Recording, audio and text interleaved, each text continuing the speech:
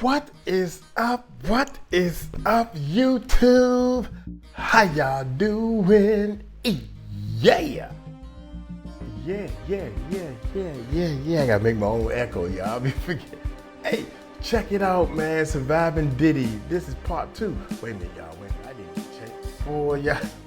If y'all don't know 𝗗𝗎𝗡𝗞𝗦 crazy by now, man, y'all got some. You got some evaluate yourself problems.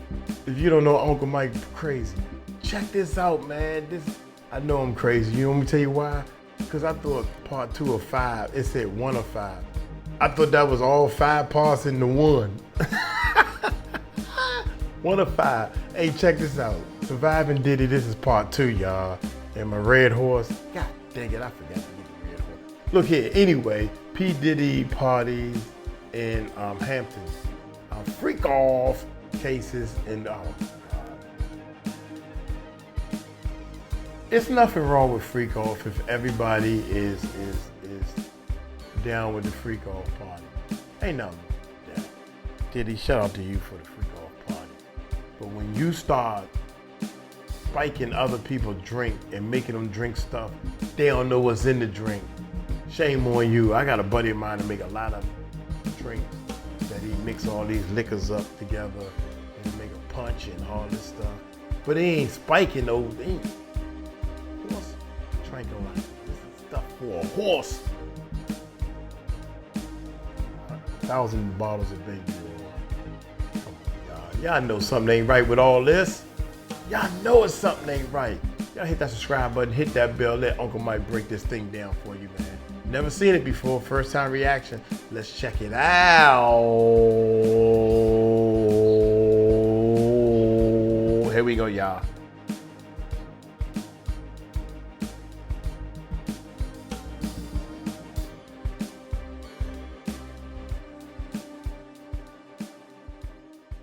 I was trying to be real vague about it, but that party traumatized me. Everybody know ain't no party like a Diddy party, so. Yeah, that's what's up. I don't throw the typical Hollywood extra uptight party. People are walking around, this corner this got going on, this corner they over here doing this corner they over there having. So, you know, we get loose, we dance a little bit. They be like, we having a party tonight, but this ain't your kind of party. You be like, yeah, I ain't going. I don't want to go. And they're in the pool. And they're drinking mimosas in the pool, but then it's like a waitress walking around giving people drinks, just passing people drinks. So when you get up, they be like, don't touch them bottles right there and only drink them bottles right there. So we already knew what the drill was. You just don't mess with them bottles. And that's why they lock up our phones, because they know what we see in there, he can get in trouble. Don't drink these bottles. Don't drink them. You see what I'm saying? Why don't drink these? Because they got that horse tranquilizer bullshit in it. Horse tranquilizer. For a horse? Come on, y'all. Y'all gotta help me out here. Help Uncle Mike out. There and only drink them bottles right there. So we already knew what the drill was. You just don't mess with them bottles. And that's why they lock up our phones, because they know what we see in there, he can get in trouble. This is sounding kind of dangerous now. It's a little kinky, but yeah. You know. Now, I've had to turn down $50 million 4 times. 4 times. Just to protect my integrity and that I was telling you about. Right. I mean, for the right paper, anything's possible, Coney. I am the hardest hustler in the world. You gotta say no to Diddy. Don't tell me about. And then here he goes again, and another rapper, well-known rapper, comes and starts feeling on me like, hey, you. So now it just seems like everybody is faded at this point. They're either drunk or Whatever I want, I get. on all the drugs, obviously, with this house music. So now I just feel like trapped in, like. Whatever I want, I get. And I know the devil when I see it. You can call me Love.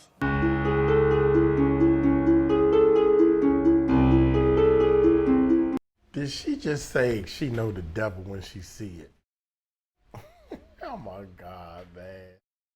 Hey, I'm just, Uncle Mike gonna be honest with you. When them cameras come on, man, some of these people say, I know the devil when I see him. But if you know the devil when you see him, with the cameras on or off, shouldn't you get away from the devil? This same girl said that she went to more than one party, but she know the devil when she see it. Get out of here, man. Drama. Where my little man at? Bullshit. I mean, I need to find that and download that video. A bullshit. a bullshit. Here we go, y'all. Here we go.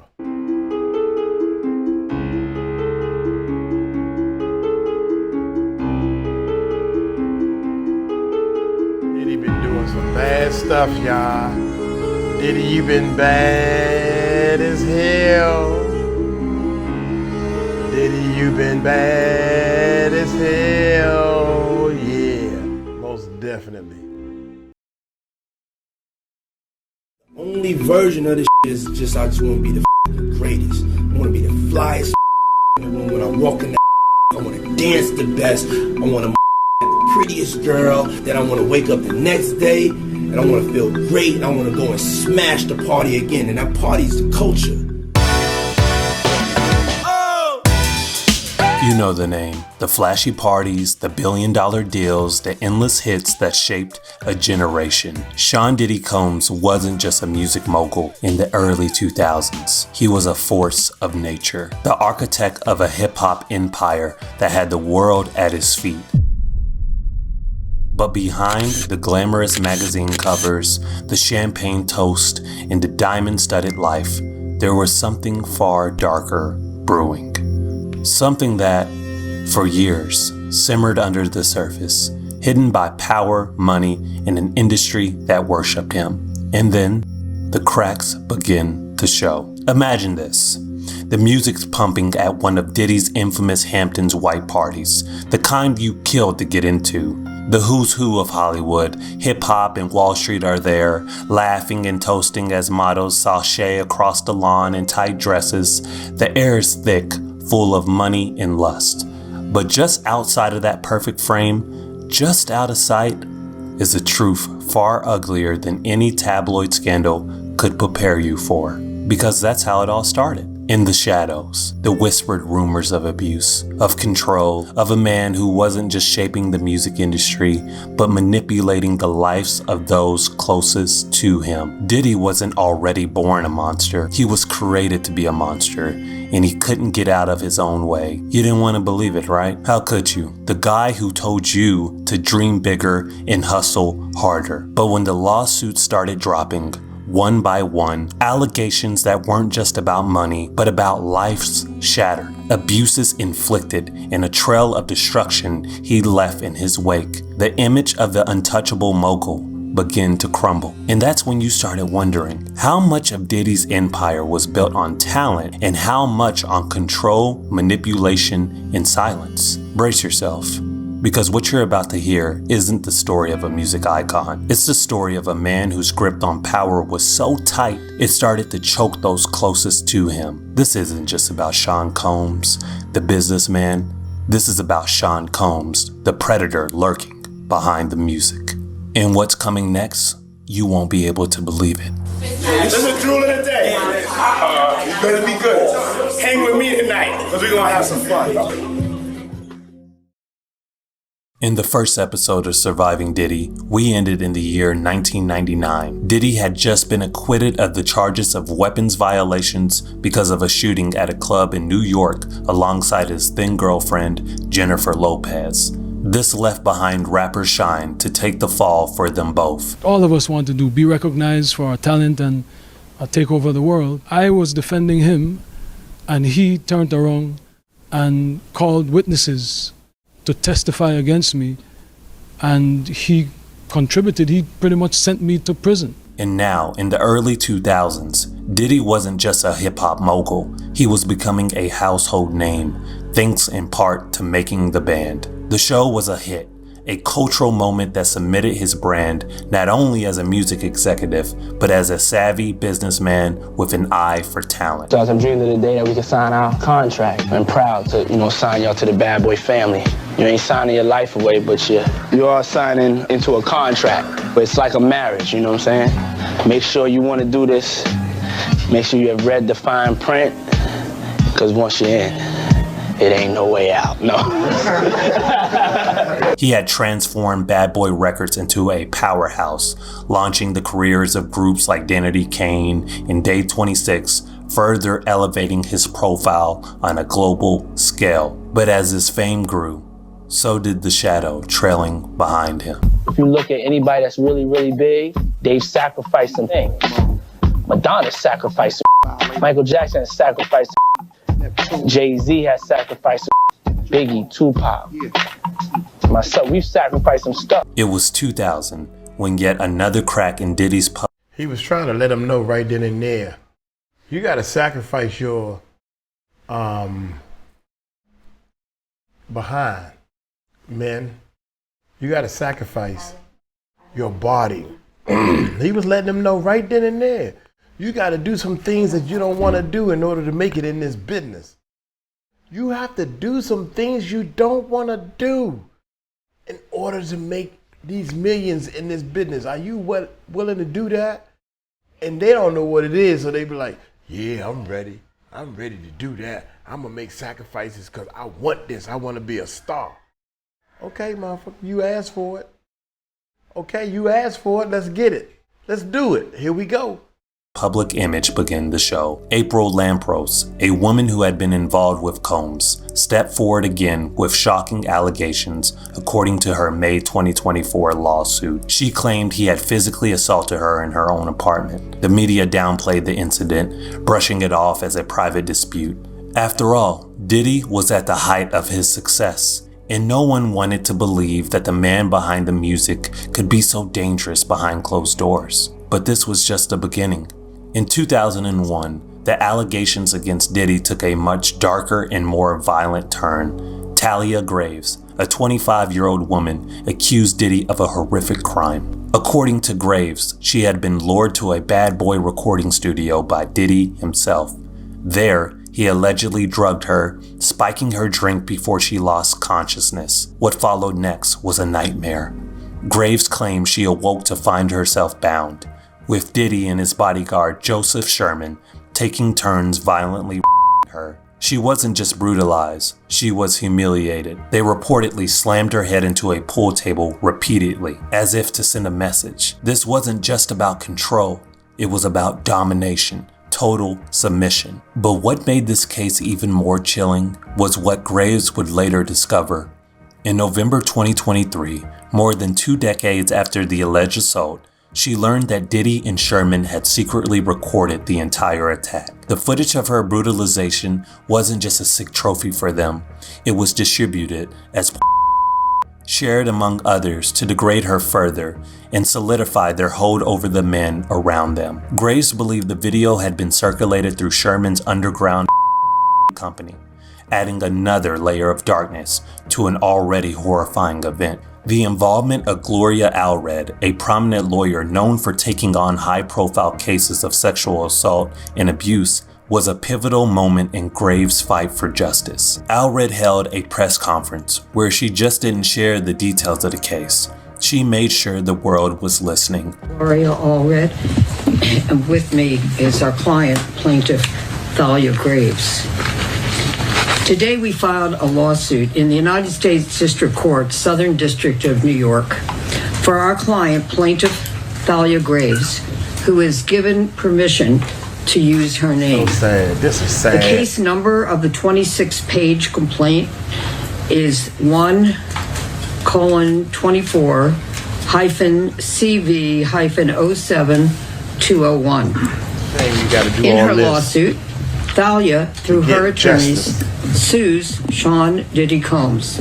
Could it be true? Was the same man who was building empires and shaping pop culture capable of such cruelty? And if these allegations were just coming to light now, what else had Diddy hidden in the shadows? What started with making the band, the reality TV show that expanded Diddy's reach and public adoration, was now transforming into something else entirely. I just want to let the record show that when making of the band first started, man, it was making of a band. Drummers, keyboards, guitar, lead guitar. Making a band. You know why I know? Because I went and tried out for it. I drove up to New York with my bass guitar and stood in line with a shitload of other bass guitar players. We was in the bass guitar line. Then you got a lead guitar line. You got a drum line. You got a keyboard line. Making of the band. We stood in line and they picked through us one by one. I didn't get picked, y'all. Mike didn't get picked. But my manager and I went up there and we tried out. And then all of a sudden, I'm glad I didn't make it, because making of the band turned into making of a group. It was cheaper, but your broke tail. You didn't even, I had two of my friends that made it through on making of the band. This is what I'm pissed off over. And I'm like, yo, man, what happened, man? I thought y'all was great. Blow up? You about to blow up? I might see one of y'all on there, like American Idol. This is your chance. This is your opportunity. And they canceled the whole band part and changed it into something cheaper. You got 3 or 4 people in a group with no instruments. Think about it, y'all. 3 or 4 people in a group with no instruments. It's a lot cheaper, less money than a band. One, you got a bass player, guitar player, keyboard player, drummer. Come on, man. Y'all can figure it out. Sorry ass mother. I hate him, man. I hate him for what he stands for with no talent.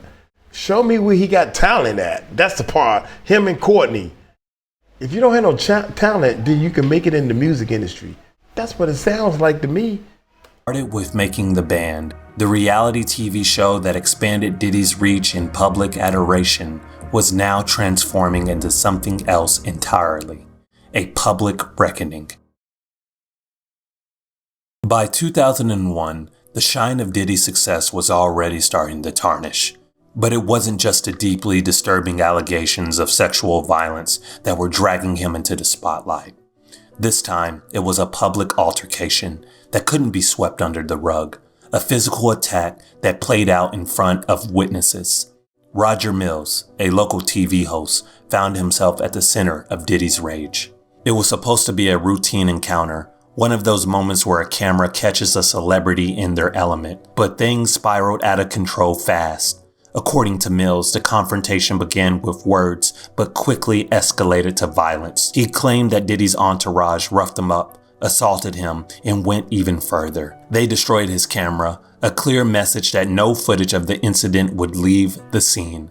Mills didn't stop there. He filed a lawsuit accusing Diddy not only of assault, but also of false imprisonment, destruction of property, and intentional infliction of emotional distress. It was more than just a heated exchange. Mills described it as a terrifying ordeal, one in which he felt utterly powerless against the force of Diddy's celebrity and the aggression of his crew. For a man like Diddy, someone who had built his empire on charm, confidence, and dominance, this was the last thing he needed. It was definitely like one of the hardest years of my life, overall, like going through this and personal stuff.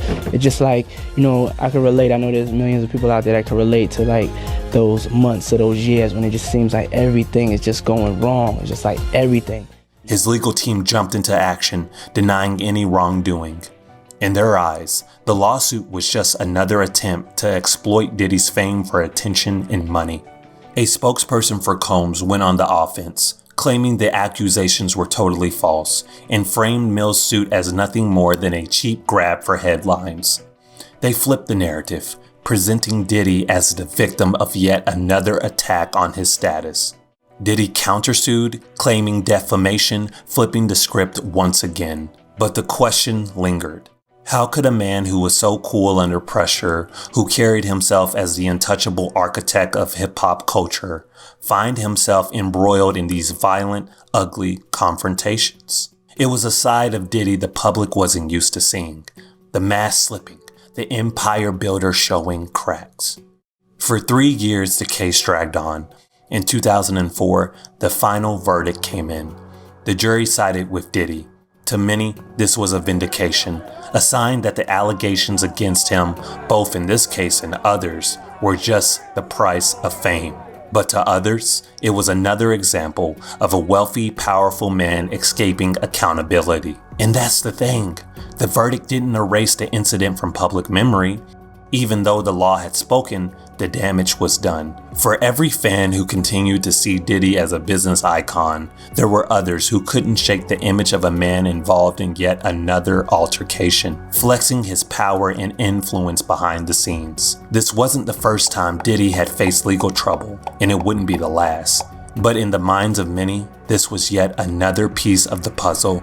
The public mogul who built up his image as a king of culture while privately tearing down those who got in his way. The Roger Mills case was just one battle in the larger war for Diddy's reputation, but it hinted at a disturbing trend, one where the violence, intimidation, and power plays were never far from the surface. Behind the $1 million deals and the platinum records, there was always a darker narrative lurking in the background. And for Diddy, the real question was whether that narrative would finally catch up to him. In the early 2000s, Diddy was riding high, with his influence reaching new heights as both a music mogul and an entrepreneur. But beneath the polished image, the shadows of darker accusations began to surface.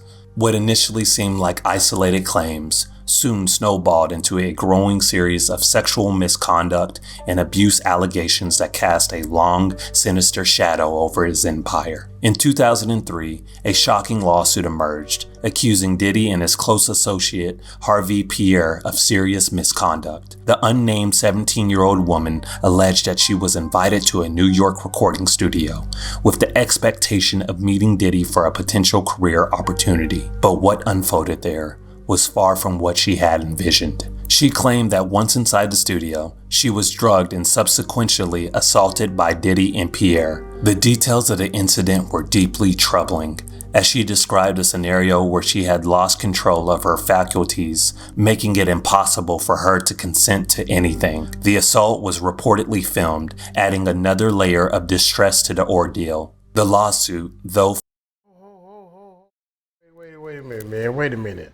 One more time with this. Sequentially assaulted by Diddy and Pierre. The details of the incident were deeply troubling, as she described a scenario where she had lost control of her faculties, making it impossible. Hold up. Miss Lamisha is her name? Lamisha? She said that was her in those pictures with the D&G shirt on. Look at them skinny arms and everything. You can tell that there's nowhere in the world that could be her. Possible for her to consent to anything. The assault was reportedly filmed, adding another layer of distress to the ordeal. The lawsuit, though filed anonymously, gained attention and painted a picture of abuse and exploitation with Diddy's inner circle.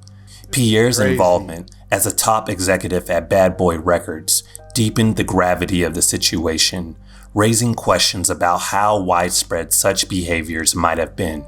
In a separate case in 2003, another woman, Crystal McKinney, brought forward a similar claim. She accused Diddy of drugging and sexually assaulting her at his New York studio. McKinney claimed that during a meeting, she had been given drugs that impaired her ability to resist, resulting in a disturbing and non-consensual encounter. The accusations were compounded by the fact that the alleged assault was said to have been recorded, adding further humiliation to the experience. McKinney's lawsuit made waves and further tarnished Diddy's public image as a charming mogul who had built his empire on the backs of hard work and creativity. Amidst these allegations, Dawn Richard, a contestant on Diddy's hit reality show Making the Band, would also come forward with her own story of mistreatment during the production of the series. I still want to make music with you. I still want you to be signed to the label. Richard described the relentless pressure of the show, which involved intense schedules, little sleep, and harsh physical demands. The emotional and physical toll it took on her was staggering. Richard was subjected to verbal abuse and pushed to her limits in a grueling environment. Were you going to see Puff later? So we'd all get ready, and then we wait. Like, that would be at like maybe 7 a.m. He wouldn't call till 6 p.m. We get in the van, we wait in the van for about 3 hours. So now it's about 11, and they would say 2 minutes. Every group do your thing. You're about to audition, and he's cutting tonight. Your hair and makeup is all fucked up because you've been waiting for the last 10 hours for it. It's great, it's genius. She lost a significant amount of weight, which later led to a diagnosis of anemia, highlighting the damaging effects of the harsh production conditions. Richard's experience on the show also shed light on how the behind-the-scenes reality of Diddy's empire was not as glamorous as it seemed. The demanding atmosphere combined with the verbal mistreatment added to the growing narrative that Diddy's methods for building his empire may have been far more abusive than previously thought.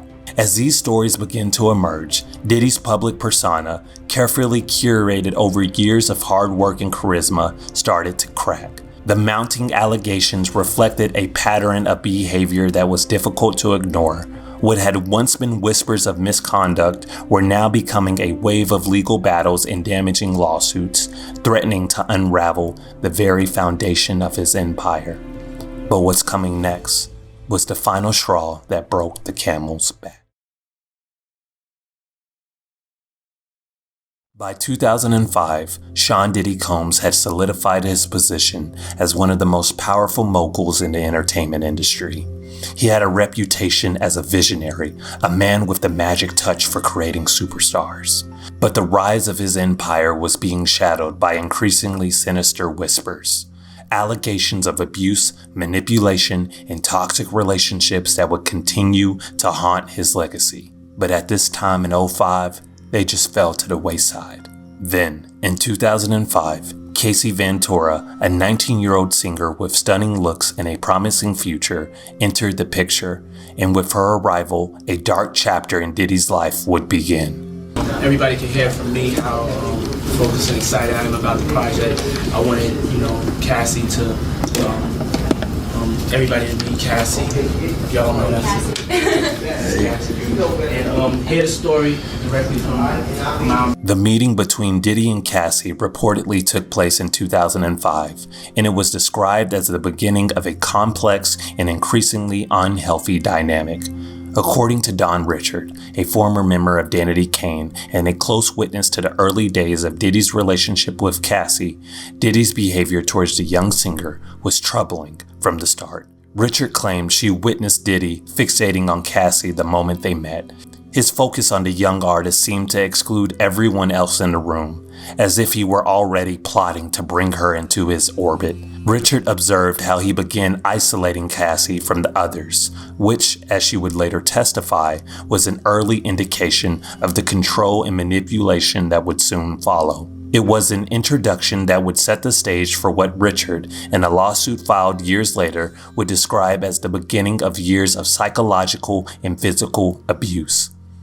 In early 2006, Cassie signed a 10-album deal with Bad Boy Records, a move that would ultimately prove to be both a career launch and a descent into a nightmarish cycle of abuse. While on the surface, the deal seemed like a dream for the young singer who had just released her debut single, Me and You, the truth behind the scenes was much darker. Cassie's signing was not just a business transaction.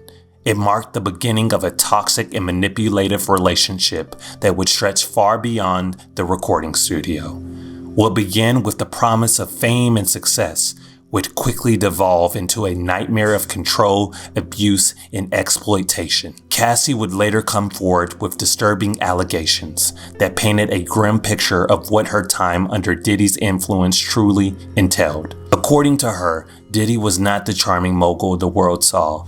Behind closed doors, he became an abuser, a manipulator, and someone who orchestrated a web of psychological torment and physical violence.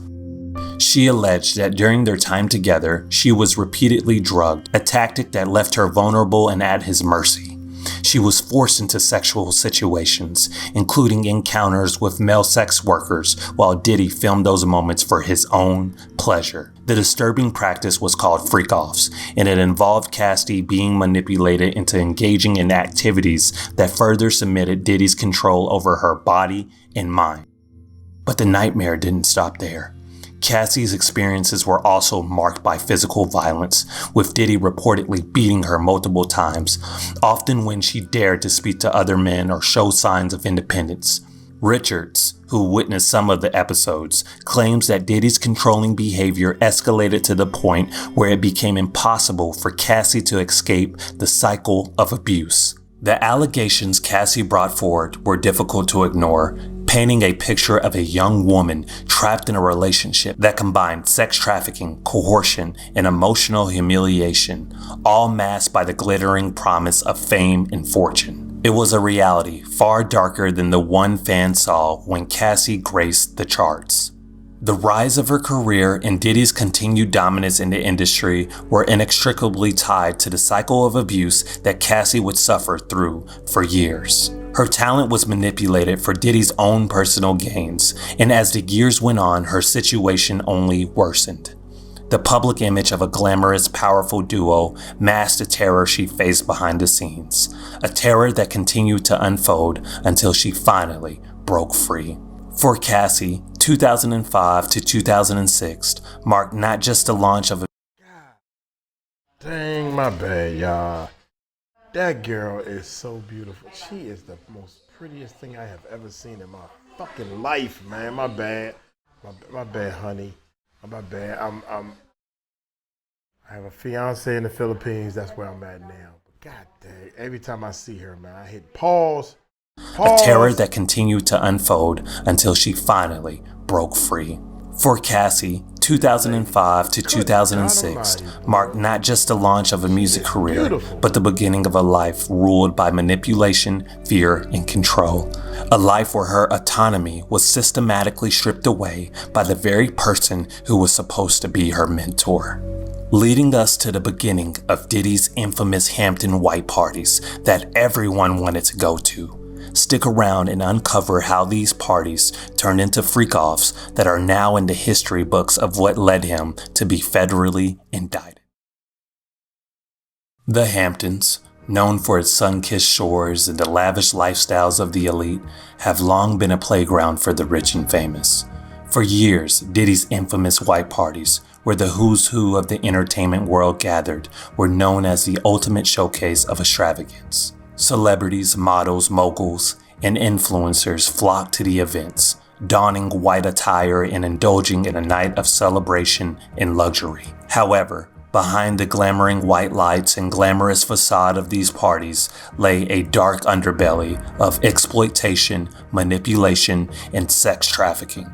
One of the most harrowing accounts to emerge from these notorious events comes from Adria English, a model and aspiring actress whose life was allegedly manipulated and controlled by Diddy and his entourage. English, like many others, entered the entertainment industry with dreams of fame and success. But those dreams, according to her allegations, quickly turned into a nightmare of sexual exploitation. She claims that Diddy, along with employees from his inner circle, systematically groomed her over time, luring her into a life of sex work.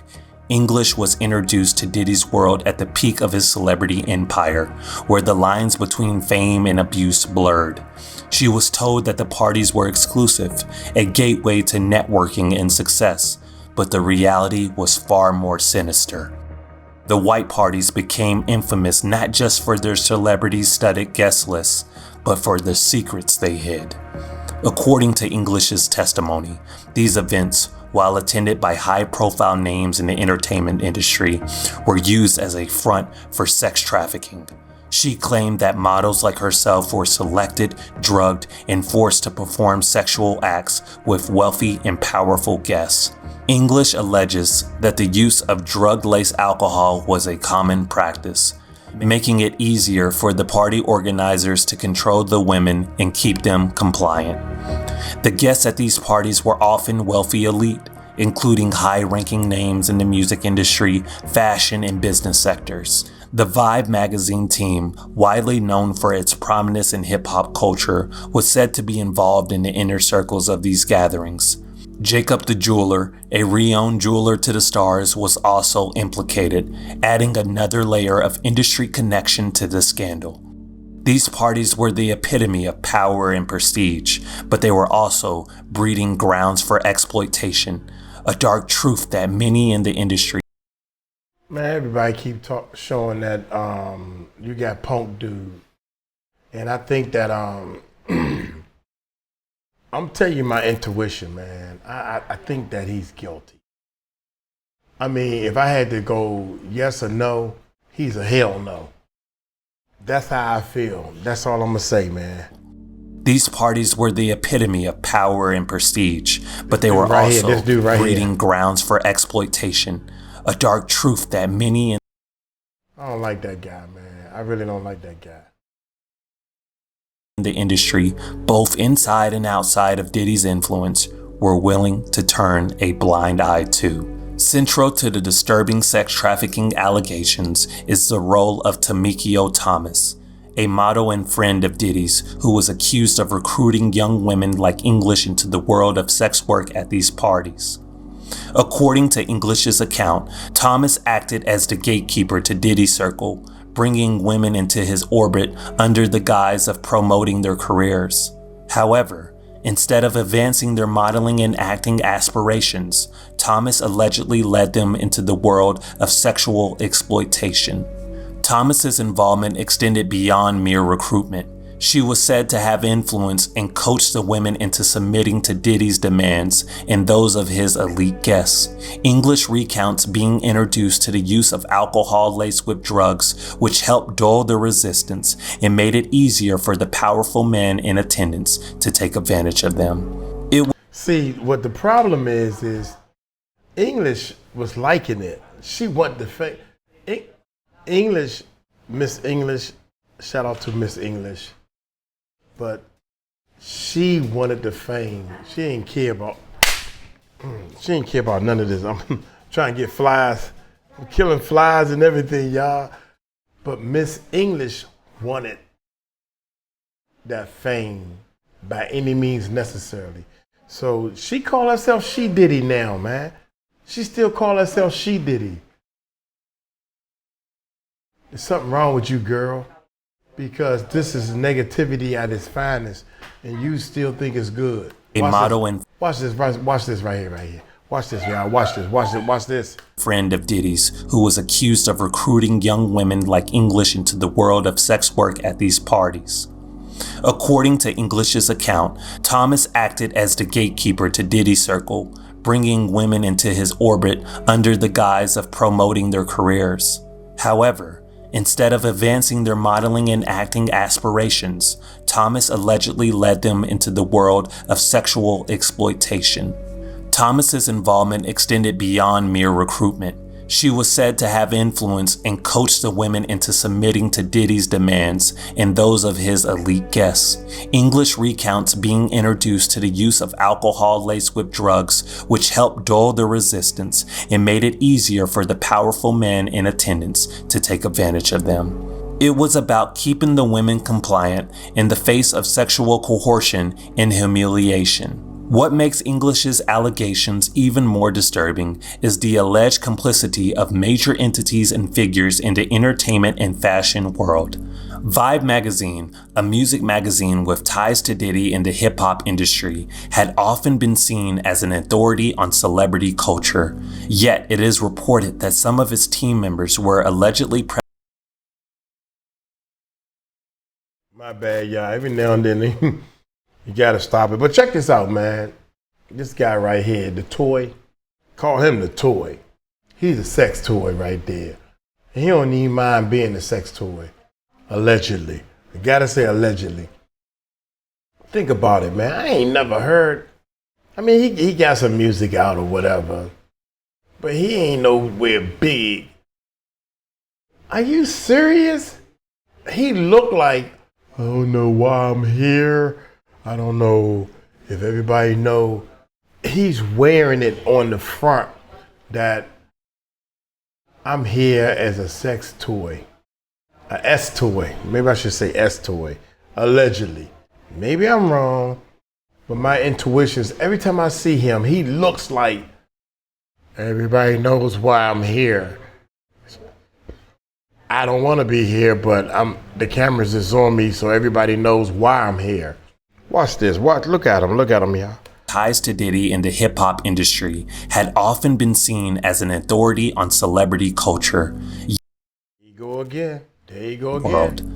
Vibe magazine, a music magazine with ties to Diddy in the hip-hop industry, had often been seen as an authority on celebrity culture. Yet it is reported that some of his team members were allegedly present at these parties and turned a blind eye to the illicit activities occurring behind closed doors. In 2009, English filed a lawsuit that would have sweeping implications for the music industry and the media that had long been complicit in hiding the darker sides of celebrity culture. In her legal documents, she described how she had been manipulated and abused by a powerful system that catered to those who use fame as a shield for their depravity. Her lawsuit was not just a personal battle. It became a symbol of the system's failure to protect vulnerable individuals in the entertainment industry.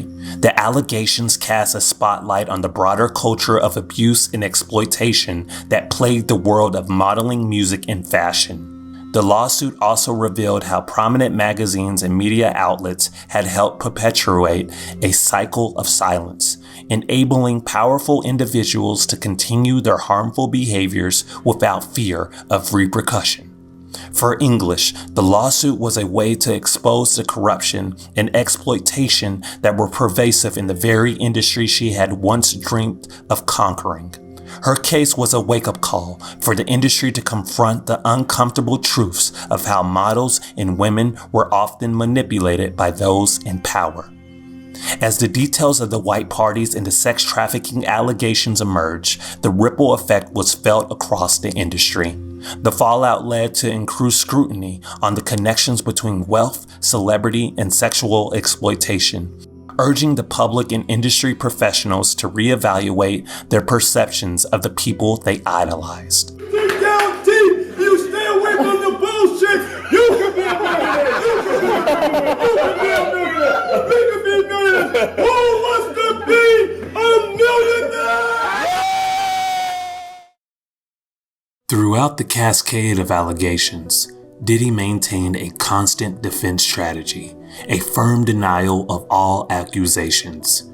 He repeatedly claimed that the lawsuits were motivated by money and were designed to tarnish his legacy. The mogul consistently categorized the victims as opportunists, dismissing their claims as false and accusing them of attempting to capitalize on the success of his empire.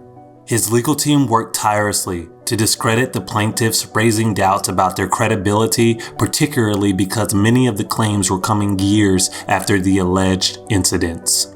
By framing the accusations as a coordinated attack on his wealth and influence, Diddy attempted to keep the public and his loyal fan base on his side. Despite the growing number of cases, he continued to portray himself as a business icon and a successful, brilliant entertainment mind. His public persona remained largely intact.